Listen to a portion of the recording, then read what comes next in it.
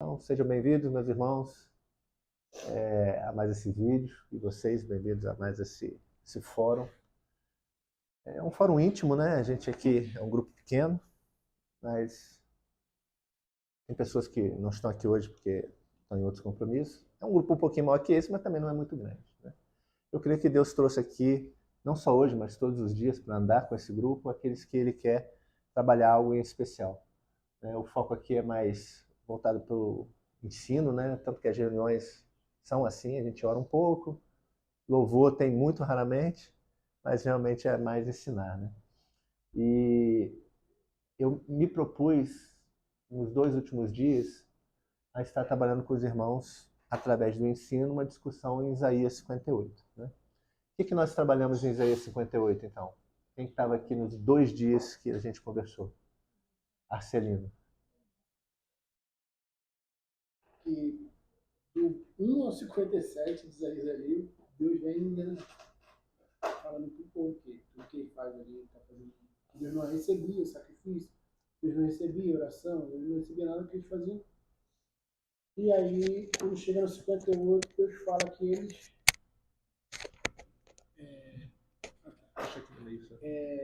que eles, na verdade, eles buscam, né, a Deus, eles fazem as coisas com uma pretensa intenção boa, mas eles não tinham entendido o princípio, né, que estava por detrás de tudo que eles estavam fazendo ali. Eles faziam, tipo assim, eu oro, o Senhor não responde. Eu jejuo, o Senhor também não responde. Eles faziam as coisas sempre esperando uma contrapartida de Deus que talvez não necessariamente deveria vir. Né? O princípio por detrás ali estava meio torto ali, meio equivocado. Então, basicamente, o cerne, eu falei outras coisas, obviamente, estão nos 2 vídeos anteriores, né? Que já estão lá no grupo. Se alguém quiser, assiste lá. Mas basicamente é isso. De Isaías 1 a 57 é Deus falando: vocês estão errados, vocês estão errados, vocês estão errados. Só que no 58 ele não nega que, a gente não pode generalizar, mas que no geral o povo tinha na mente deles que estavam fazendo uma coisa certa. Mas eu achei que eu estava certo, né? Mas eu estava querendo te buscar, mas como o cara estava com o princípio desvirtuado para aquilo que fazia, então o resultado colhido era também desvirtuado, não era conforme a vontade de Deus. Tem uma passagem que o apóstolo Paulo fala que tudo aquilo que você não faz pela fé é pecado. Tudo aquilo que você faz e não é motivado pelas razões corretas é pecado, por mais boa intenção que você tenha. E aí você tem que acabar categorizando as pessoas do reino de Israel em pessoas que voluntariamente e intencionalmente faziam o que desagradava a Deus, pessoas que tensionavam fazer o que era certo, mas pelos princípios errados não agradavam a Deus, e pessoas que estavam alheias à realidade de Deus. Então você pode ver isso, por exemplo, quando Cristo fala, né, que ele vai fazer a separação entre os bodes e as ovelhas, por exemplo, em que, em um certo momento, no momento do julgamento, ele vai olhar para umas pessoas e vai falar assim, olha, a pessoa vai falar, né, mas Deus, eu fiz isso em teu nome, eu curei, eu expulsei demônios, eu dizimei, eu fiz. Aí Deus vai falar, aparta-te, eu não te conheço. Vocês percebem que é diferente daquele que Jesus fala assim, olha, eu estive nu e você não me vestiu, eu estive enfermo, né, e você não me visitou, eu estive preso e você não me visitou, ou seja, você não cuidou de mim. Percebe que são categorias diferentes de pessoas? Aquele que, ele vai falar assim, mas quando é que o Senhor esteve e eu não fiz? Quando é que o Senhor... Aí, não, quando você deixou de fazer isso a um pequenino, né, você deixou de fazer a mim. E para outros ele vai falar, olha, quando eu estive enfermo, você cuidou de mim, você me vestiu, você me visitou na prisão, você me alimentou. Aí quando é que eu fiz isso? Não, quando um pequenino meu estava nessa situação e você fez a mim. Então, ele está falando aqui de categorias diferentes de pessoas. Tem aquele que voluntariamente se nega a seguir a Deus, esse eu não posso nem chamar de... Ele não é nem de longe povo de Deus, ele não tem nem... Ele tem consciência de que ele não é. Ele nega a Deus. Tem aquele que acha que serve a Deus, mas não serve. E tem aquele que ele está alheio à situação, a consciência dele não fez ele alcançar a dimensão do que é servir a Deus. Então, dentro desse contexto, você vê Isaías 58 trabalhando isso, porque logo no início ele fala, olha, vocês têm prazer, ali no verso 2, vocês têm prazer em saber os meus caminhos. Né? Mesmo nesse estado, que estado? O estado do verso 1, né?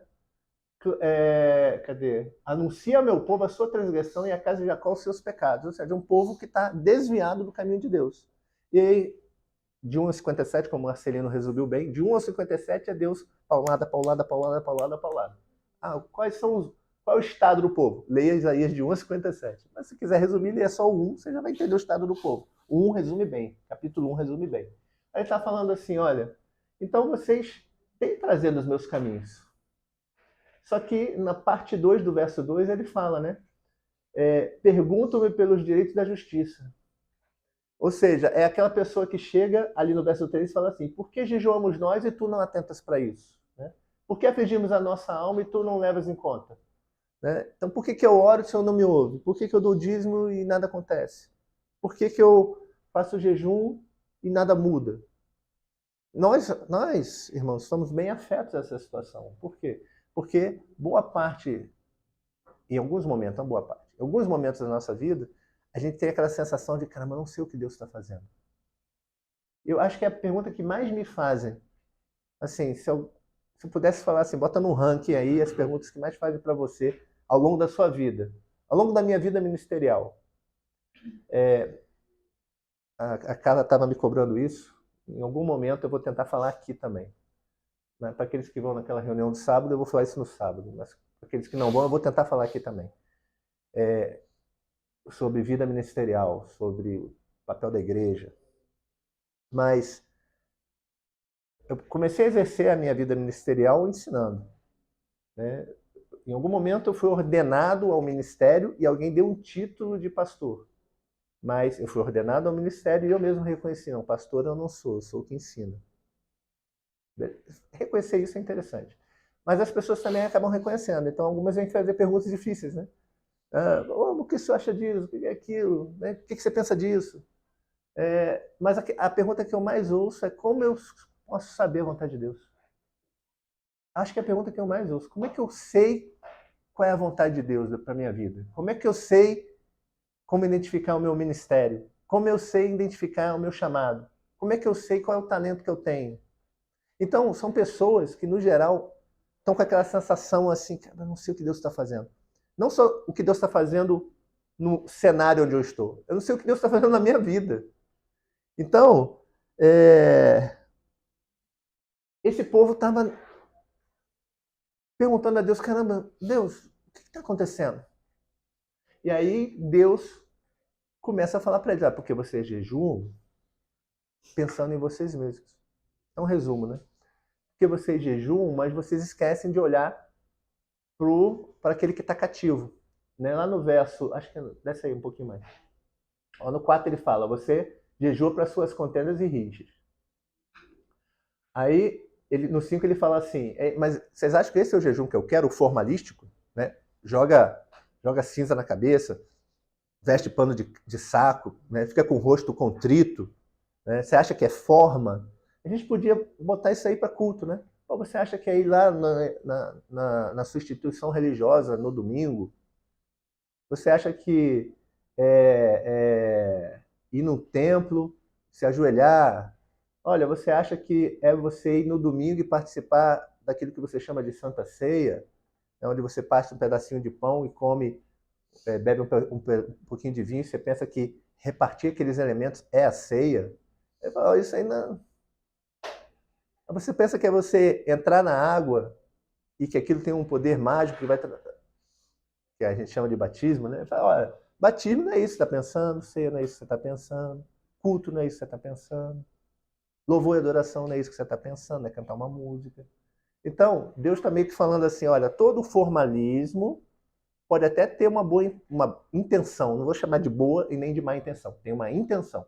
Pode até ter uma intenção ali, intencional, e está resultando em forma, em formalismo, em ação. Mas como os princípios estão errados, você nunca vai colher aquilo que Deus quer que você colha. E aí ele vai falar isso ali. Ele fala, olha, não é esse o jejum que eu escolhi, no verso 6, que solte a ligadura da impiedade, desfaça a atadura da servidão. Então, olha, primeiro você tem que tomar consciência de que você é pecador, que você precisa de Deus, que você precisa que o Espírito Santo trabalhe em você, porque sem a ação de Deus na tua vida, nada que você tem vai gerar bons frutos. E aí você pode fazer o quê? Você pode deixar livre os oprimidos e despedaçar todo o jugo. Então você primeiro tem um encontro com Deus, depois você começa a transmitir Deus para as pessoas. Aí, no verso 7, você pode repartir o pão com o faminto, recolher em casa os pobres e desabrigados e vestir aquele que está nu. Então, as ações que você quer realizar, as boas obras, elas vêm dos princípios que você tem que guardar no teu coração de que você é pecador, de que você precisa de Deus, que o propósito de Deus não é em nenhum momento para esta vida, é para a eternidade. E aí quando você chega no 59, aí pode pular para 59, então, acho que eu resumi bem. Até aqui, quem não estava nos 2 últimos dias? Então, você entendeu só com esse resumo? Então, beleza. Então fiz um bom trabalho. Então no 59, né? Eis que a mão do Senhor não está encolhida para que não possa salvar, nem surdo o seu ouvido para não poder ouvir. Percebe que isso daqui é uma resposta ao 58? Porque o 58 começa com o povo perguntando o que para Deus? Deus, eu jejum, o Senhor não faz nada, eu oro, o Senhor não me ouve. Aí ele explica, olha, eu não te ouço, suas orações não chegam ao céu, ele usa até essa expressão, porque vocês estão desviados do propósito, desviados daquilo que é o princípio, o cerne da coisa. Vocês estão olhando para a forma, vocês têm até uma intenção, estão olhando para a forma, mas estão esquecendo os princípios. Aí ele no 59 responde, então, se você entendeu isso, você vai entender que eu estou pronto a abençoar. A minha mão ela não está encolhida. Eu estou aqui, ó, eu estou com a mão, eu quero te abençoar. Não é que Deus não quer. Não, Deus quer. Deus quer. Mas primeiro é necessário, conforme está no Novo Testamento, né, em Hebreus, é preciso você crer que Deus existe, né? E, vamos lá, crer que Deus existe, acho que eu meio que respondi um pouco sobre isso que o Marcelino me perguntou ontem. Ele falou, mas a consciência, como é que foi a tua pergunta? O cara tem a consciência... Saber só o princípio era suficiente, entender. Isso, se saber só o princípio era suficiente. Aí o Leandro também estava aqui, aí subiu comigo no elevador, ele falou, mas aí de repente o cara não entendeu. Não, ele entendeu, mas não faz. Não sei. Eu falei, não, se ele entendeu, é Romanos 12, 2. A mente dele foi o quê? Renovada. Qual é a sequência de Romanos 12, 1 e 2, né? Ao contrário, né? Lá no final, no meio do verso 2, ele fala que a sua mente foi renovada. Sua mente renovada gera o quê? Um pouquinho antes ele fala de transformação. E essa transformação faz você viver em sacrifício vivo. Então, quem tem a mente renovada, irmãos, realmente renovada, se você realmente crê em Deus, se você realmente entendeu quem Deus é, se você realmente, de verdade, entendeu quem é você, é impossível isso não ser seguido de uma ação que vai levar às boas obras. Essa é a questão. Por quê? 12, 1 e 2. Por quê? Porque se você não entendeu... Desculpa, se você não faz, se isso não leva a transformação e não leva a boas obras, é porque você não entendeu. Sua mente realmente não foi transformada. Então você vive como um ímpio. Você tem a formalística, tem a forma, vai na igreja, come um pedaço de pão, bebe o suquinho, né, vai se molha lá na água, mas você não é cristão. Faz caridade, ou seja, você vive de forma, mas a tua mente realmente não entendeu a dimensão de que Deus é, de quem é você. Porque se você tivesse entendido a dimensão de quem Deus é, de quem você é, você já não vivia mais para as coisas desse mundo. Ter um carro, ter uma casa, ter um aumento de salário, ganhar na loteria, tudo isso começa a ficar tão... Caramba, qual a alegria que tem nessas coisas? Coisas que são tão banais e tão pequenas. que você fala, não, cara, minha vida, né, é para a eternidade. Não, eu estou investindo, né, no reino dos céus. Estou guardando meu tesouro onde a traça e a ferrugem não vão corroer. Cara, só a mente transformada pode gerar isso. Na carne você não consegue fazer isso. Vivendo na carne, ou sem a compreensão da extensão de quem é Deus, você não consegue viver uma vida cristã plena. E aí, ele está falando isso. Ele está falando, olha, eu quero abençoar vocês, mas vocês ainda não entenderam. Vocês ainda não entenderam a dimensão do que é ter um relacionamento comigo. Por isso que lá no 58, ele começa a trabalhar assim, olha, primeiro você entende o teu pecado, depois você olha para o teu irmão e entende o pecado do teu irmão. E aí você vai começar a entender que você, igreja, existe para o próximo, você não existe para você mesmo. Já falei isso várias vezes e estou batendo muito nessa tecla, né? Estamos vindo nessa reunião para quê? Qual foi a minha oração hoje de manhã? Para mim e para minha esposa. Orei por mim e intercedi pela minha esposa. Falei, Deus, minha esposa ontem dando testemunho, né?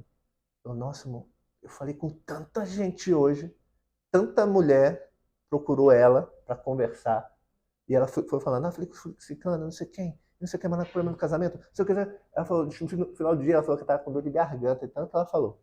Aí eu falei assim, caramba, Deus está te usando muito mais do que tem me usado até recentemente. Falei isso para ela. Aí depois eu fiquei pensando, acho que é volume de oração, cara. Ela tá orando muito mais que eu. Eu acho que eu oro. Ela ora mais que eu. Não tem como, assim. Chegou um ponto que ela me passou, ela me ultrapassou. Eu orava mais que ela, mas aí ela me ultrapassou e, tipo assim, e abriu distância, entendeu? Então, assim, aí Deus vai usando. Só que aí o que eu orei hoje de manhã? Falei, Deus, o que o Senhor quer usar minha esposa hoje? Que o Senhor coloque no coração dela a disposição para ouvir a tua voz, para que o Senhor queira usar. E qual foi a minha oração? Deus, como é que eu posso servir a igreja hoje? Hoje não era eu que ia levar essa palavra aqui. Né? Eu falei, como é que eu posso servir o Senhor hoje? Né? Na sala orar e agora. Então, pior que foi. Eu não tinha. Melhor. Eu não tinha me tocado disso. Porque foi. Não, porque foi depois dessa oração que ele falou, vai orar pelo presidente. Eu falei, então tá bom. Então, assim, e eu não. E aí o Arcelino falou, pô, você pode levar hoje, porque o Martins não. Era o Martins hoje, né? Aí falou, o Martins não podia. Aí eu falei, tá bom. Então, ok, me dispus para fazer o que Deus queria. Israel e a igreja, a Israel de Deus, pela fé,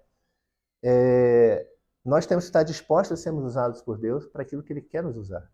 E, vamos lá, quando a minha esposa chegou no final do dia, falou que estava com dor de garganta, muito cansada, correu, fala com um, aí uma mulher pediu carona, ela correu na casa da mulher, deu a carona, aí já foi falando de Jesus, aí pegou uma outra menina para levar numa consulta, e assim, ela virou tipo um Uber de Deus ali.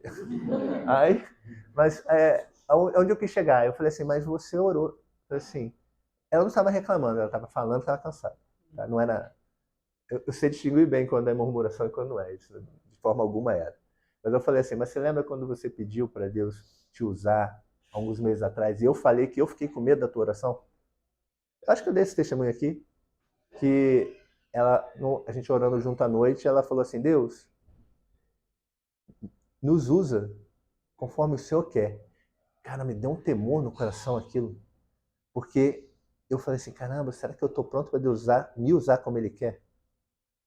Porque, Senhor, eu falei assim, Senhor, se o Senhor for me usar como o Senhor quer, não está assim, não está no meu controle. E aí a gente tem medo disso. Por quê? E se Deus chegasse para o Ventura não, porque o Ventura já tem tempo para ir embora. Mas se Deus chegasse para Carla, quantos anos de serviço você tem, cara? 5. Hã? 5. 5. Você planeja seguir carreira até o final?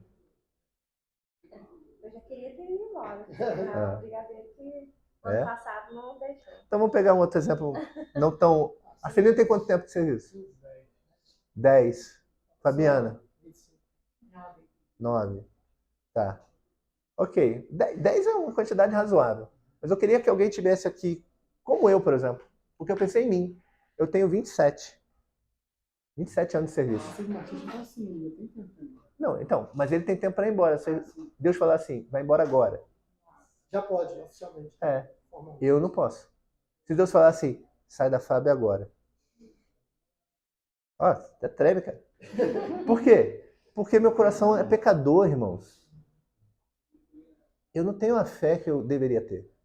Porque se eu tivesse, Deus ia falar assim, sai da FAB agora. Sim, senhor. Vou pra onde? Não sei. Sem nada. Vai Tipo assim, pra- mas você sai o quê? Não, Deus, vou pedir proporcional, né? Não, estou mandando você pedir demissão. Porque se eu tivesse mais de 31 anos, que eu tenho 1 ano de lastro, né? Se eu tivesse 31 anos de serviço, Deus ia falar, sai da FAB agora. Tudo bem, aposentadoria. Né? Agora não, nesse estágio que eu tô, Deus sai da FAB agora. Eu ia sair sem nada. Para viver o quê? Na dependência de quem? Dele. A minha pergunta é, vocês estão prontos para isso?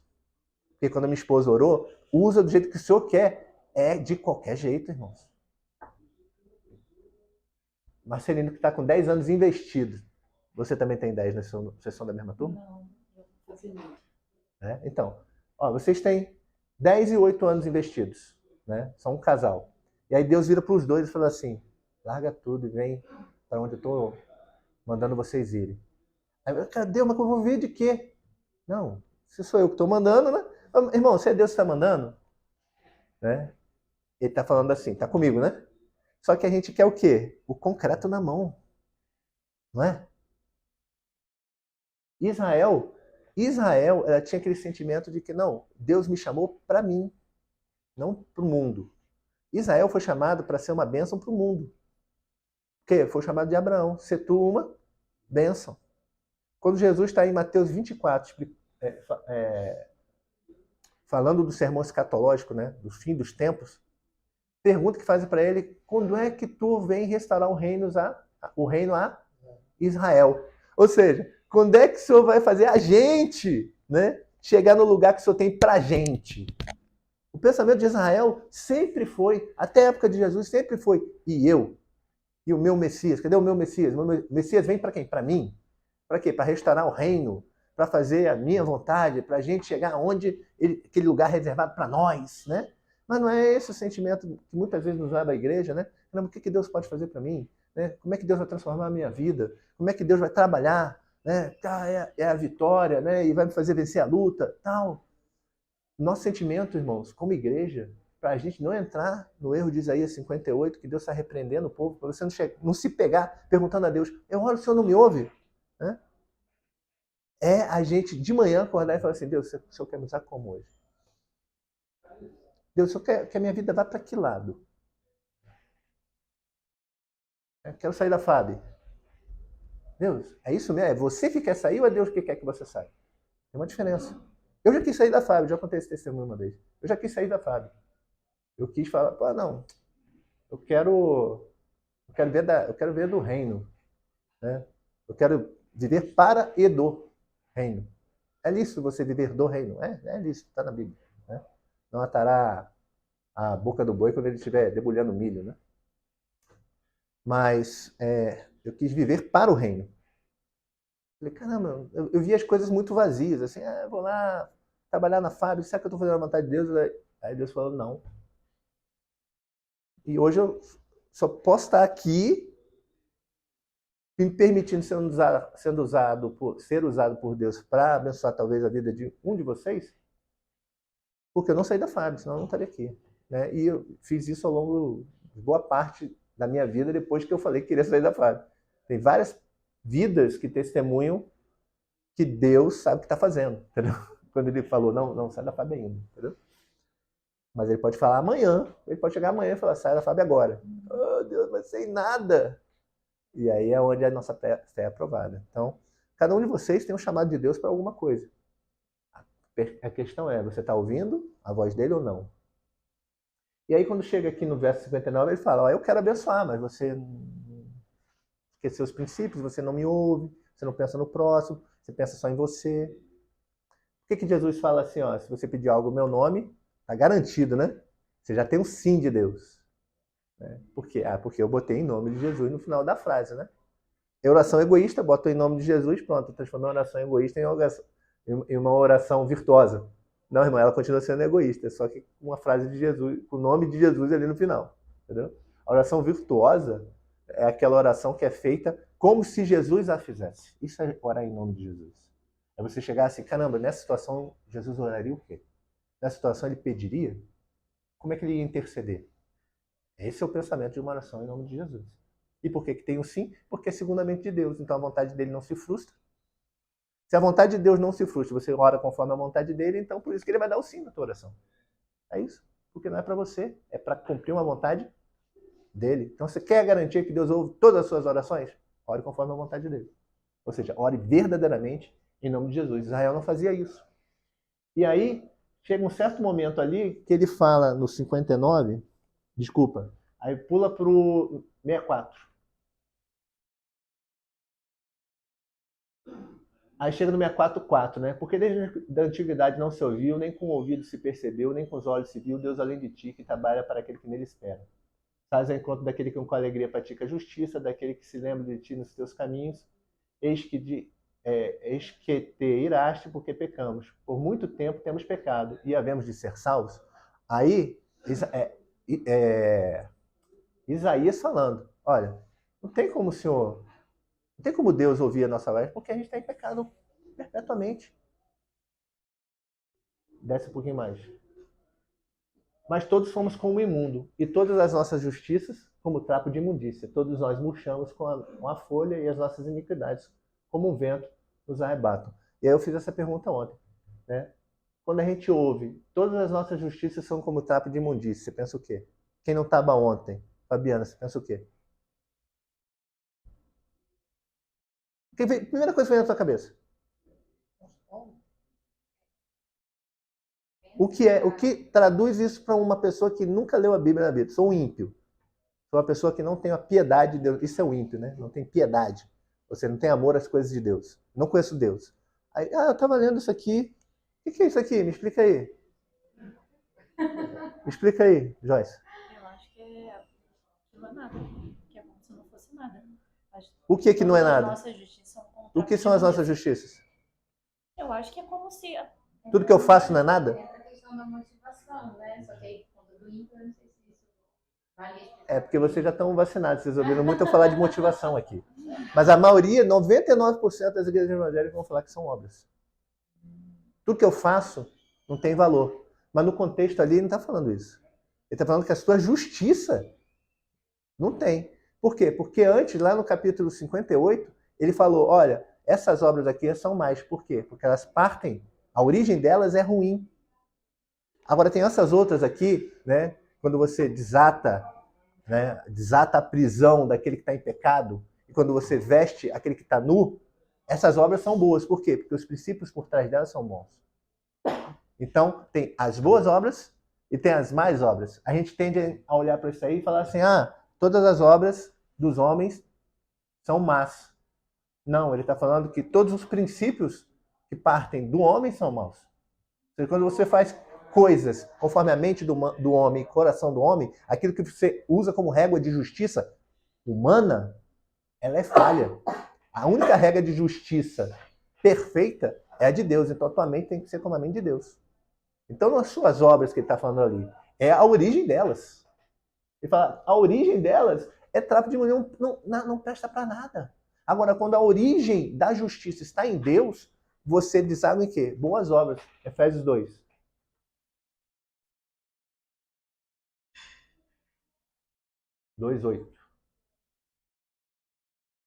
Porque pela graça sois salvos mediante a fé. Isso não vem de vós, é dom de Deus. Não de obras. Para ninguém se glorie. Ponto. Aí 60% das igrejas, 70% para aqui, né? Tá vendo aí, ó? As obras são más. Só que 10. Pois somos feitura dele, criados em Cristo Jesus, para quê? Para as boas obras. Então ele está falando assim, olha, não é a obra que te salva, mas a obra e a fé são coisas indissociáveis. A discussão na igreja evangélica moderna, que ela não faz sentido, é você querer analisar as duas coisas em separado. Por isso que Tiago 2. Por isso que Tiago ele vai falar, olha, não dá para separar as duas coisas. Né? Paulo está dando uma ênfase na fé para mostrar assim, olha, se você praticar obras com base na tua justiça, vamos dizer assim, nos teus parâmetros, isso aqui é obra da carne.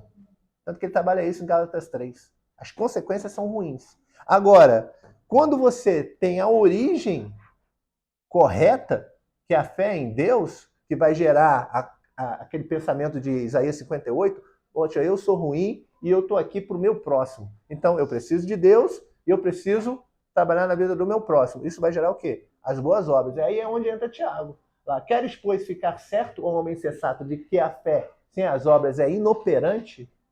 Não foi por obras que Abraão, nosso pai, foi justificado. Aqui parece que ele está contradizendo Paulo, que ele tá falando, porque Paulo fala que você é justificado pela fé. E Tiago está falando, não foi pela obra, porque Tiago está falando o seguinte, olha só, eu vou ler primeiro, né? Não foi por obras que Abraão, nosso pai, foi justificado quando ofereceu sobre o altar o próprio filho Isaque? Vês como a fé operava juntamente com suas obras? O que Tiago está falando aqui? Olha, não existe, quando ele fala que a fé, vai lá no final, no 26. Porque assim como o corpo sem espírito é morto, assim a fé sem obras é morta. Então ele está fazendo uma analogia, né? Você retira o espírito do corpo de alguém, ele é inerte. Ele não gera efeito nenhum. Ele não opera nada. Ele não louva a Deus. Em Eclesiastes até se fala isso. Aqui ele está dizendo, ele está fazendo uma comparação. Tira o espírito de Deus que trabalha em conjunto com a fé na tua vida e a tua obra, ela não tem efeito vivificante. Então, essa discussão ela é esquizofrênica. É fé ou é obras? Não existe. Toda obra tem uma fé atrelada a ela. É o que o Tiago está dizendo. Se é a fé em Deus e nos princípios de Deus, são boas obras. Se são más obras, quer dizer que a tua fé está em outra coisa. Está em você mesmo, está no sistema religioso, está em princípios éticos longe do caráter de Deus. Não existe fé sem obras. É onde eu quero chegar. Não existe fé sem obra. Seja má ou boa, boa ou má obra, tem uma fé atrelada a ela. Percebem? Caramba, eu acabei que eu só refiz a fala de ontem, né? Revisei a fala de ontem e eu não consegui avançar em Mateus 22, cara. Olha só, me dá amanhã também? Tá, então a gente vai falar Mateus 22. Qual é o desdobramento disso tudo que eu estou falando? Que é ter um relacionamento com o próximo. Quando Jesus fala, né, o saduceu chega para ele e fala assim, mestre, o senhor respondeu bem aí as outras perguntas, então deixa eu perguntar um negócio para o senhor. Qual é o maior mandamento da lei? Aí Jesus fala o quê? Shema, ó Israel. Né? Ele cita Deuteronômio 6,4. Né? Abre aí Deuteronômio 6,4. Antes da gente ir embora.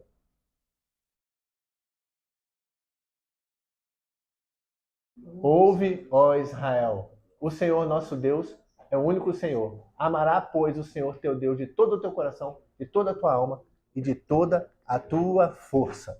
Aí ele fala, esse é o principal mandamento. O segundo, semelhante a esse, aí eu lancei a pergunta para eles pensarem aqui ontem. Eu falei, olha, o que ele quer dizer que o segundo é semelhante ao primeiro? Vai em Levítico 19, 18.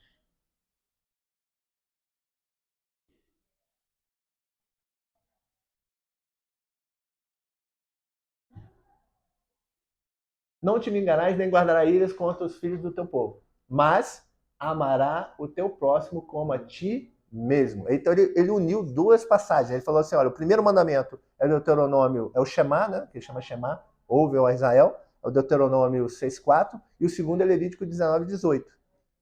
Mas tem um motivo para ele unir esses versos. A gente vai ver isso aí amanhã, a gente vai ver como é que isso desdobra em 1 João, quando ele trata do amor da igreja um pelo outro, e em João 13. Beleza? Amém? Vamos orar?